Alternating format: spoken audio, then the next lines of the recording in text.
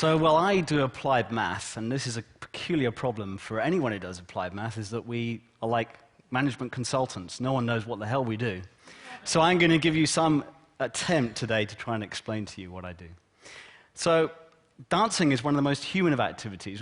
We delight at ballet virtuosos and tap dancers, you'll see later on. Now, ballet requires an extraordinary level of expertise and a high level of skill, and probably a level of initial suitability that may well have a genetic component to it. Now, sadly, neurological disorders such as Parkinson's disease gradually destroy this extraordinary ability, as it is doing to my friend Jan Stripling, who was a virtuoso ballet dancer in his time.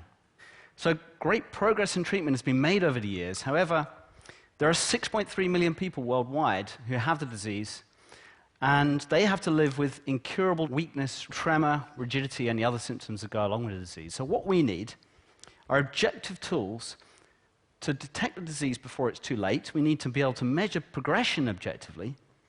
And ultimately, the only way we're going to know when we actually have a cure is when we have an objective measure that can answer that for sure. But frustratingly, with Parkinson's disease and other movement disorders, there are no biomarkers. So there's no simple blood tests that you can do. And the best that we have is like this 20-minute neurologist test.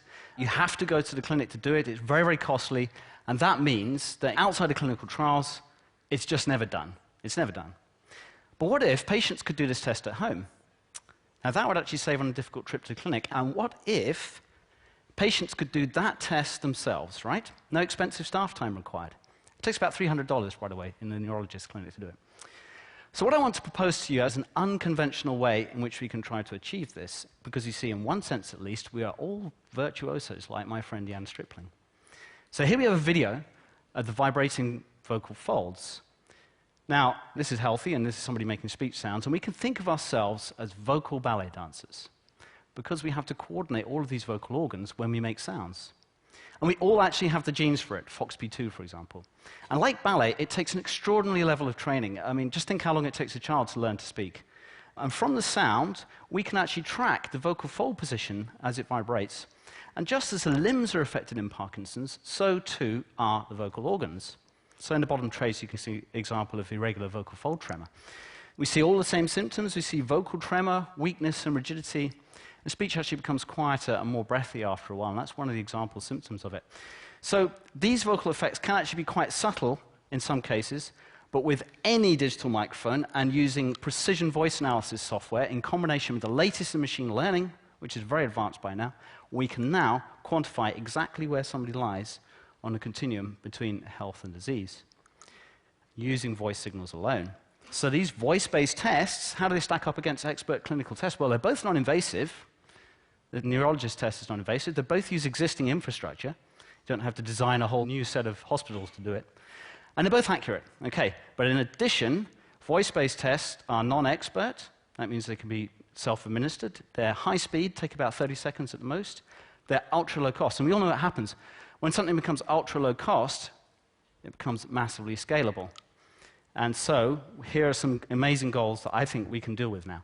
We can reduce logistical difficulties for patients. No need to go to the clinic for a routine checkup. We can do high-frequency monitoring to get objective data.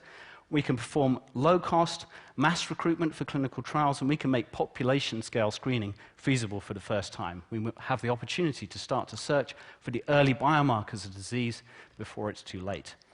So, taking the first steps towards this, today we're launching the Parkinson's Voice Initiative. With Aculab and patients like me, we're aiming to record a very large number of voices worldwide to collect enough data to start to tackle these 4 goals. We have local numbers accessible to 750 million people on the planet. Anyone healthy or with Parkinson's can call in cheaply and leave recordings, a few cents each. And I'm really happy to announce that we've already hit 6% of our target just in 8 hours. Thank you.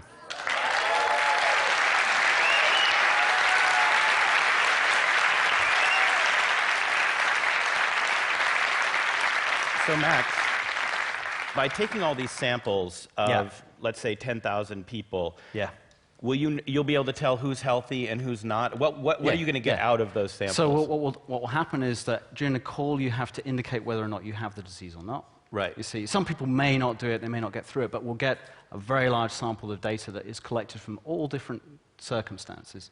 And it's getting it in different circumstances that matter, because then we are looking at ironing out the confounding factors and looking for the actual markers of the disease. Yeah. So you're 86% accurate right now? It's much better than that. Actually, my student Thanasis, I have to plug in because he's done some fantastic work, and now he has proved that it works over the mobile telephone network as well, which enables this project, and we're getting 99% accuracy. 99. Well, that's an improvement. So what that means is people will be able